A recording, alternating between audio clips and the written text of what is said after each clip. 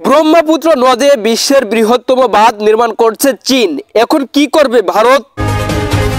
সম্প্রতি তিব্বতে ইয়াংলুং জাংবো নদে ব্রহ্মপুত্র বিশ্বের বৃহত্তম বাঁধ নির্মাণের ঘোষণা দিয়েছে বেইজিং। এ খবরে উদ্বেগ প্রকাশ করেছে ভারত। শুক্রবার দেশটির পররাষ্ট্র মন্ত্রণালয়ের মুখপাত্র রণধীর জয়সওয়াল বলেছেন, এ বিষয়ে ভারতের মতামত ও উদ্বেগের কথা চীনকে জানানো হয়েছে।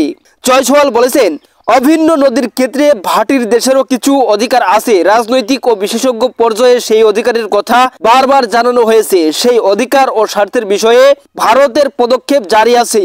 সরকার সেই মতো প্রয়োজনীয় পদক্ষেপও নেবে। ভারতের পররাষ্ট্র মন্ত্রণালয়ের মুখপাত্র বলেন, এ ধরনের প্রকল্প নেওয়ার আগে ভাটির দেশের সঙ্গে আলোচনা করা জরুরি। পরিস্থিতির ওপর ভারত নজর রাখছে, প্রয়োজনীয় ব্যবস্থাও নেওয়া হবে। চীন কয়েকদিন আগেই ভারতের সীমান্তের কাছাকাছি তিব্বতে ব্রহ্মপুত্র নদীর ওপর বিশ্বের বৃহত্তম বাঁধ নির্মাণের জন্য $137 বিলিয়ন ব্যয়ের একটি প্রকল্প অনুমোদন দিয়েছে। সেই বাঁধ হিমালয়ের এমন এক গভীর গিরিখাতে নির্মাণ করা হবে যেখানে ব্রহ্মপুত্র নদ বিশাল বাঁক নিয়ে ভারতের অরুণাচল রাজ্যে প্রবেশ করেছে, তারপর সেটি বাংলাদেশে প্রবাহিত হয়েছে। প্রস্তাবিত বাঁধটি চীনের থ্রি গর্জেস বাঁধের চেয়ে অনেক বড়।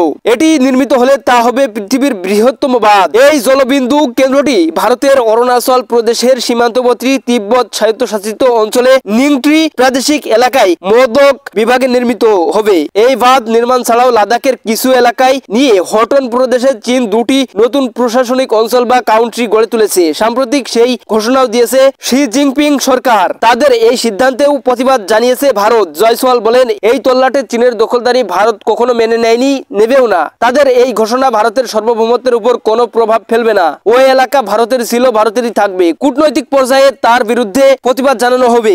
সূত্র এনডিটিভির। দর্শক, এই ছিল আজকের সর্বশেষ আপডেট নিউজ। সকল প্রকার আপডেট নিউজ সবার আগে পেতে আমাদের চ্যানেলটি সাবস্ক্রাইব করে পাশে থাকুন। ধন্যবাদ সবাইকে। আল্লাহ হাফিজ।